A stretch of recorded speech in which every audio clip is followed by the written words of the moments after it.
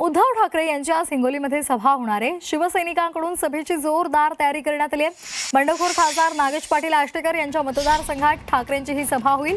बंडखोरांच्या मतदारसंघात उद्धव ठाकरे यांचा हा दौरा आहे आणि त्यामुळे या हिंगोलीच्या सभेमध्ये उद्धव ठाकरे नागेश पाटील आष्टेकर यांना उद्देशून काय बोलतात हे पाहणं महत्त्वाचं आहे। त्याचबरोबर कृष्णा पाटील आष्टेकर यांच्या संदर्भात सुद्धा ते काही भाष्य करतात का हे पाहणं सुद्धा महत्त्वाचं आहे। तिथला शिवसैनिक पदाधिकारी यांना जोडून ठेवण्यासाठी पक्ष संघटन मजबूत करण्यासाठी त्यांनी हा बंडखोर खासदारांच्या मतदारसंघात दौरा आखलेला आहे आणि त्यामुळे या दौऱ्याकडे आता सर्वांचंच लक्ष लागलं आहे। तिथला आढावा घेतला आमचे प्रतिनिधी गजानन वाणी यांनी। पाहूयात।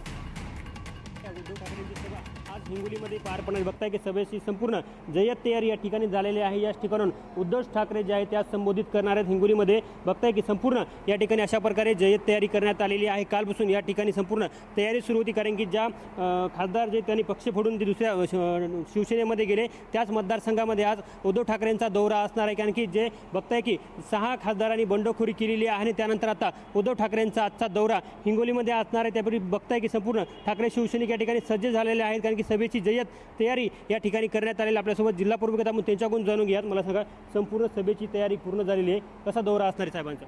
ही आदरणीय साहेबांवर निष्ठा दाखवण्यासाठी शिवसैनिक येणार आहेत।